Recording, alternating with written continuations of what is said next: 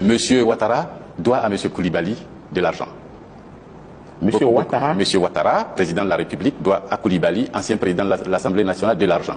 Mais comme il aime vivre avec la fraude et dans la fraude, il a écrasé la justice. vous parlez du président de la République, hein? Mais je parle du président de la République.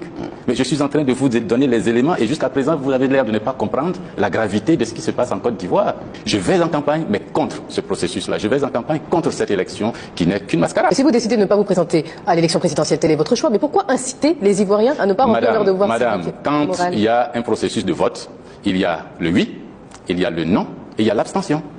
Ouattara va en campagne en disant « Votez pour moi ».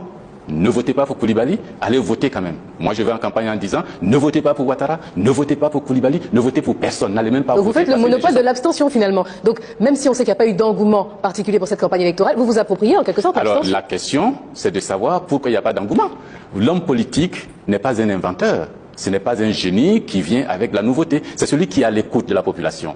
Si Ouattara écoutait la population, il n'aurait pas organisé cette élection. Il aurait su que sa cote de popularité est au plus bas et alors qu'il aurait fallu discuter avec les hommes politiques. Mais lui a tiré la leçon inverse. Comme ma cote de popularité est au plus bas, je vais faire de la campagne de communication pour dire à tout le monde que je suis le meilleur, je suis le plus grand, j'ai fait de grandes choses. Personne n'y croit, mais alors il faut que je verrouille autour de moi pour passer en force. Il a verrouillé le PDCI, il a verrouillé l'opposition et puis il fait un passage en force, c'est ce que je refuse. Mais à l'issue de l'élection du 25 octobre prochain, si l'abstention était très élevée, qui serait gagnant?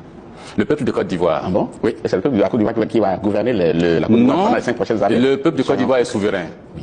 Tel que Ouattara est, même si 800 000 personnes vont aux urnes et qu'il gagne 80% de ces 800 000, il se dira quand même président, il va gouverner. Oui. Sauf qu'il sera un président pour moi. Il sera un président fabriqué par la fraude et non un président élu. Et jamais je ne le considérais comme tel. Mais est-ce que ça change fondamentalement quelque chose? Oui, un président qui n'a pas de légitimité, c'est tout à fait différent d'un président qui a de la légitimité.